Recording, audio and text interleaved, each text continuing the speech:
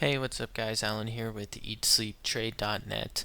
I want to bring you guys a lesson video on what a reverse stock split is and how it can affect people that are trading from a swing trade or a longer term trade perspective, and the misconceptions that typically follow a reverse stock split. Here's a little diagram, kind of gives you an idea of what happens when reverse splits occur. You get a reverse split, the stock gaps up, tends to have a decent run for a couple of days usually, and then the company will start to dilute shares, add them to the float, and raise money for themselves, and the chart usually will head back down. So we're going to go into what a reverse split is and why you kind of want to stay away from reverse splits.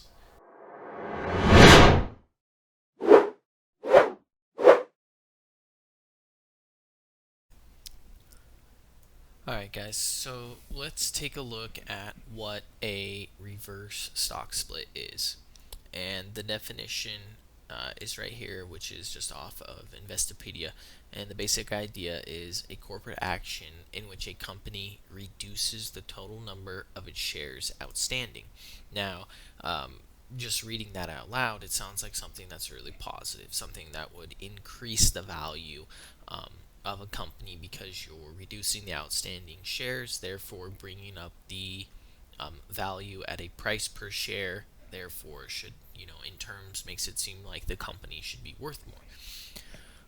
A reverse stock split involves a company dividing its current shares by a number such as 5 or 10, which would be called a 1 for 5 or 1 for 10 split respectively.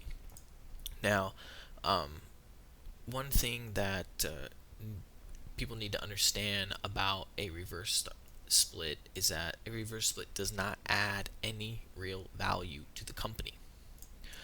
But since the motivation for a reverse split is very different from that of a forward split, the stock's price moves after a reverse and forward split may be quite divergent. So yes, typically after you get a reverse split, stock is going to move for a day or two. But I'm going to show you guys why.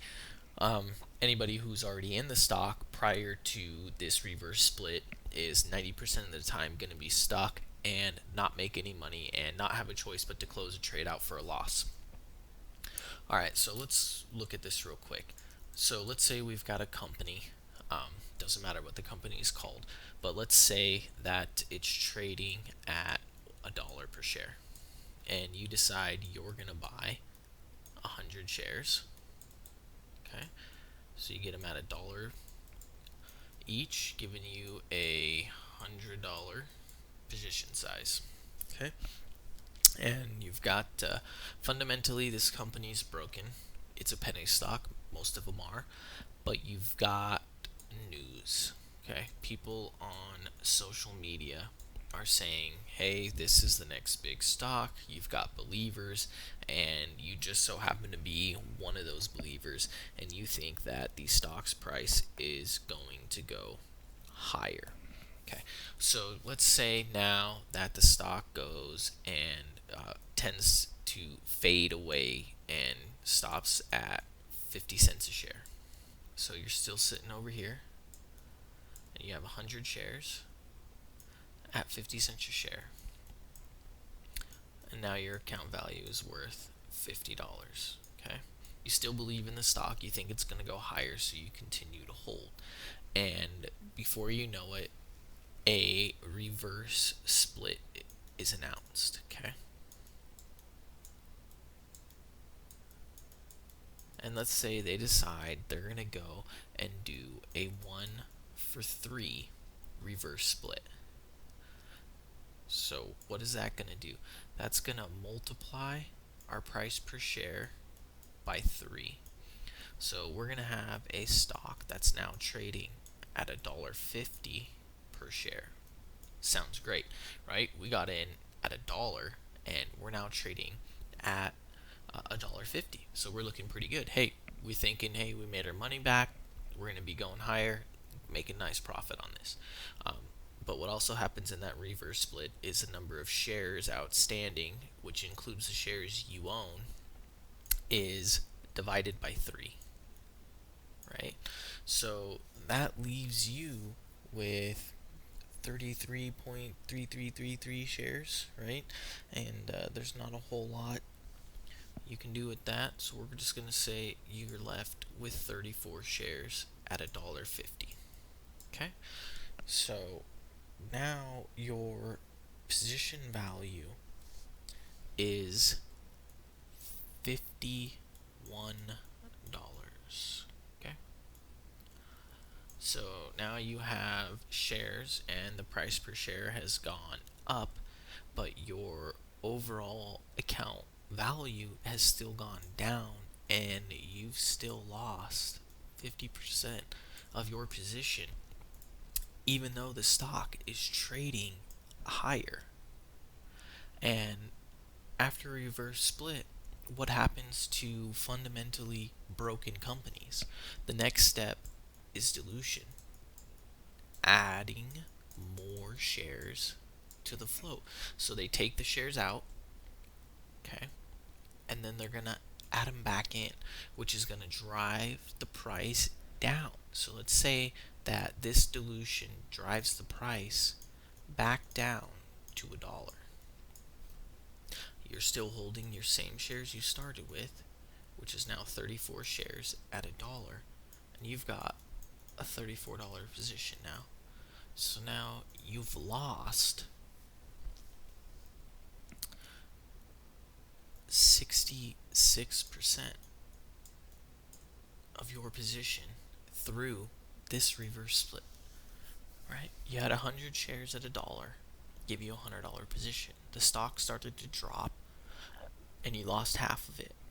But you got hope when you heard the announcement of the reverse split. But what happened after reverse split? Yes, the stock was worth $1.50, but you've only got 34 shares now. So let's say after the reverse split, then the stock decided to run all the way to $2. How many shares do you have? 34. Now the stock price has doubled on you, and your account value is still only $64 or $68.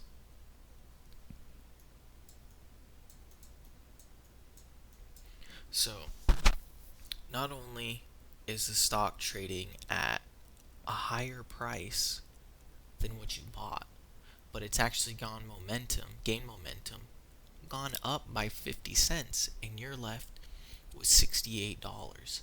Still a 32% loss. Even with the stock running back up, you're losing. Then what happens? What happens after more dilution? Well, they have to reverse split again. They're going to downlist, they're going to delist, they're going to go bankrupt. They need to raise money. That's what they do right here with dilution. That's how they raise money. They sell you guys shares at $1.50, but these shares are really only worth $1, and that price shows back up after dilution, and the price is back at $1, and you're left with less shares from the reverse split. So I hope that kind of clears it up for you guys, that you don't want to be stuck in a stock that's reverse splitting, especially a penny stock. 9 out of 10 times in the penny world, a reverse split leads to dilution because the company needs money, and it's a losing battle for investors and traders alike. You're not going to win this battle. So stay away from the stocks that are reverse splitting. And again, not all stocks are reverse splitting because they're doing terrible things like this. But this is a very common practice in the penny world, and everybody needs to be aware of that. Reverse splits are not something that's awesome. You get a stock, right, and you buy it right here. And after you buy it, the stock fades away, okay? And then a reverse split comes. And after the reverse split, the stock gaps, right? Because the price was here, we reversed it, now the price per share is here, and it goes up. So now the price is up here, which is higher than what you bought it at, but you have less shares. Therefore, you're still losing money. And then what happens to the company? Dilution. And then it fades, and it comes back. And then it reverse splits again. Here we are. And you have less shares again, even though the stock price has gone higher. So what you're left with is a buying price, a higher price than you bought it, a higher price than you bought it, yet you've lost money. So keep that in mind when you guys are trading, penny stocks and stocks that are going to be reverse splitting, and you're trading it as a bullish outcome.